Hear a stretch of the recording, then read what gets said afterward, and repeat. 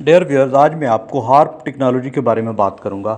سب سے پہلے یہ بات کرتے ہیں کہ ہارپ کا مطلب کیا ہے۔ High frequency active auroral research program ہے۔ یہ کرۂ ہوا کا جو بالائی حصہ ہے، جسے اینوسفیئر کہا جاتا ہے، سے متعلق ایک تحقیقی پروگرام ہے جس میں مشترکہ طور پر پینٹاگون کے زیر انتظام امریکی فضائیہ، امریکی بحریہ الاسکا اور ڈاریا سرمایہ کاری کرتے ہیں۔ اس پروگرام کا مقصد کرۂ ہوا کا جو بالائی حصہ اینوسفیئر ہے، اس کا تحلیلی اور تجزیاتی مطالعہ کرنا، اینوسفیئر ٹیکنالوجی کی صلاحیت کی تحقیق کرنا تاکہ اطلاعات، ابلاغیات اور مواصلاتی کارکردگی اور نگرانی میں بہتری لائی جا سکے۔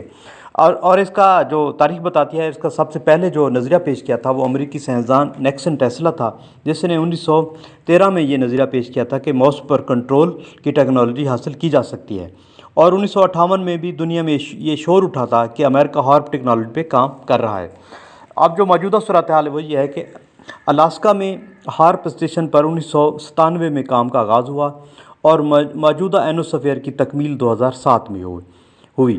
ہارپ کا بنیادی ٹھیکیدار جو ہے وہ برطانوی ادارہ بائے سسٹم ہے۔ اب بات کرتے ہیں کہ اینوسفیئر کیا چیز ہے۔ اینوسفیئر زمین کے اوپر فضا کی مختلف تہوں میں سے ایک تہہ ہے جس کا نام اینوسفیئر ہے، اور زمین کی سطح سے 80 سے 1000 کلومیٹر پر ہوتی ہے، جو کہ بے شمار مثبت اور منفی آئنز پر مشتمل ہے، اور انہی آئنز میں گڑبڑ کرنے سے دنیا میں غیر معمولی تبدیلیاں آتی ہیں۔ الاسکا میں 180 انٹیناز لگائے گئے ہیں جن کی اونچائی 72 فٹ ہے۔ یہ تمام انٹیناز جو ہیں الگ الگ شعاعیں اینوسفیئر میں بھیجنے کی بجائے یکمشت طاقتور شعاعیں بھیجتے ہیں، اور یہ ٹنوں کے حساب سے شعاعیں بھیجتے ہیں، اور فضا میں 3.6 ملین واٹ کی طاقت سے شعاعیں بھیجی جاتی ہیں۔ یعنی ایک اندازے کے مطابق ہارپ 36 لاکھ واٹ کی شعاعیں فضا میں بھیج رہا ہے۔ اس سے وہاں پر مصنوعی حدت پیدا کر کے موسموں میں غیر معمولی تبدیلیاں پیدا کی جا سکتی ہیں۔ کسی خطے کو بارشوں سے محروم کیا جا سکتا ہے، بنجر بنایا جا سکتا ہے۔ کسی خطے میں غیر معمولی بارشیں اور سیلاب جیسی صورتحال بھی پیدا کی جا سکتی ہے۔ ان شعاعوں سے، جو کہ 72,000 ریڈیو اسٹیشن جیسی شعاعیں فضا میں بھیجی جا رہی ہیں، ان سے انسانی دماغ میں تھکاوٹ اور درد کا ہونا اور جہازوں کے ایویشن سسٹم کا ڈسٹرب ہونا یہ بھی اس میں شامل ہے۔ اس ٹیکنالوجی کی مدد سے دنیا کے مختلف خطوں میں زیر زمین جو معدنی ذخائر ہیں اس کے بارے میں معلومات لی جا سکتی ہیں۔ ذخائر کی موجودگی اور ان کی مقدار کا اندازہ بھی لگایا جا سکتا ہے، اور یہ بھی پتہ لگایا جا سکتا ہے کہ یہ کہاں اور کون سے حصے میں یہ ذخائر پائے جاتے ہیں۔ اس ٹیکنالوجی میں ویوز کی انرجی مختلف رکھی جاتی ہے اور اس سے مختلف کام لیے جاتے ہیں۔ زلزلوں کے امکانات اور معلومات بھی حاصل کی جا سکتی ہے کہ زلزلے کی جو مقدار ہے وہ کتنی ہوگی اور کہاں پر زلزلہ کس وقت ہوگا، یہ بھی معلومات اس سے حاصل ہو سکتی ہیں۔ اس ٹیکنالوجی کی مدد سے اینوسفیئر کا درجہ حرارت بہت زیادہ بڑھایا جاتا ہے، جس سے ایکسٹریملی لو فریکوینسی ویوز پیدا کر کے ان کا رخ زمین کی طرف موڑ دیا جاتا ہے۔ ان ویوز کی خاصیت یہ ہے کہ ہزاروں میل کا فاصلہ طے کرنے کے باوجود نہ پھیلتی ہیں اور نہ کم ہوتی ہیں اور نہ ان کی توانائی ضائع ہوتی ہے۔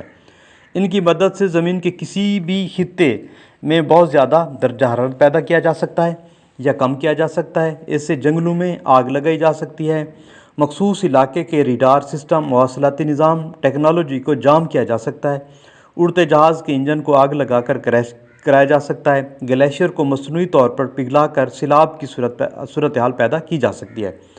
انسانی دماغ اور دل پر ان ویوز کے منفی اثرات مرتب ہوتے ہیں، جس کے لیے انسانی صحت کے لیے ان کے اثرات خطرناک ثابت ہو سکتے ہیں۔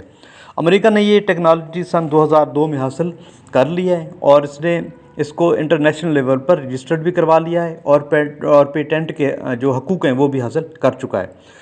سن 2000 سے اب تک دنیا کے مختلف حصوں میں سیلاب، بارشیں، زلزلے اور غیر معمولی حدت، درجہ حرارت کا بڑھنا، جیسے افغانستان میں 2002 میں آنے والا زلزلہ، پاکستان میں 2005 میں آنے والا زلزلہ اور تباہی، 2010 میں غیر معمولی بارشیں اور سیلاب، اور اب 2023 میں غیر معمولی بارشیں اور سیلاب، چین میں 2008 اور 2010 میں آنے والے زلزلے، جاپان میں 2011 میں آنے والا زلزلہ اور اس کا ایٹمی ری ایکٹر سسٹم کا متاثر ہونا، ایران میں خشک سالی اور موجودہ یورپ میں خشک سالی، جنوری 2010 میں ناروے میں روشنی کے عجیب و غریب ہلکے سپائرل دیکھے گئے، کریملن میں 4 کونوں والی ایک شکل ٹیٹرا ہیڈران तैरती हुई देखी गई। चीन में ज़लज़ले से पहले आसमान के रंग बदलते देखे गए। क्या ये फितरी थे या मसनूई? ईरान, रूस, चीन और वेनेज़ुएला इस हार्प टेक्नोलॉजी पर अपने तहफ़्फ़ुज़ात का इज़हार कर चुके हैं। अच्छा, आप देखते हैं कि गुज़श्ता चंद सालों में जो आफ़ात है उसकी सूरत हाल क्या है और किन ममालिक में कितनी ये आफ़ात हैं। फ़िलिपाइन में 25 आई, चीन में 24 हैं, अमेरिका में 16 हैं, इंडिया में 15 हैं, इंडोनेशिया में 12, ब्राज़ील में 9, मैक्सिको में 7, ऑस्ट्रेलिया में 6, बांग्लादेश में भी 6 और वियतनाम में भी 6 हैं। इसके अलावा और भी बहुत से ममालिक हैं जिनमें 1-1, 2-2, 3-3 कुदरती आफ़ात हैं। ये पूरी दुनिया इससे मुतासर है। इन अदाद शुमार को देखा जाए, हार्प टेक्नोलॉजी सवाल निशान बन जाती है। अमेरिका के पास अगर दुनिया भर के मौसमों की कुदरती आफ़ात पर दस्तरस हासिल होती तो फिर वही मुल्क अपने दिफा में इन्हीं क़ुव्वतों के सामने बेबस नज़र क्यों आता?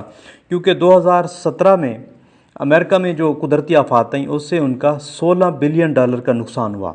या ऐसा वसीतर मफादात के लिए करना जायज़ समझा गया? दुनिया में अब किसी भी तहकीक को छुपाना मुमकिन नहीं रहा। आने वाले सालों में मज़ीद ये फ़िज़ा क्लियर हो जाएगी। डियर व्यूअर्स, अगर ये मेरी वीडियो आपको पसंद आई हो तो काइंडली इसको लाइक और चैनल को सब्सक्राइब ज़रूर कर दीजिएगा। शुक्रिया।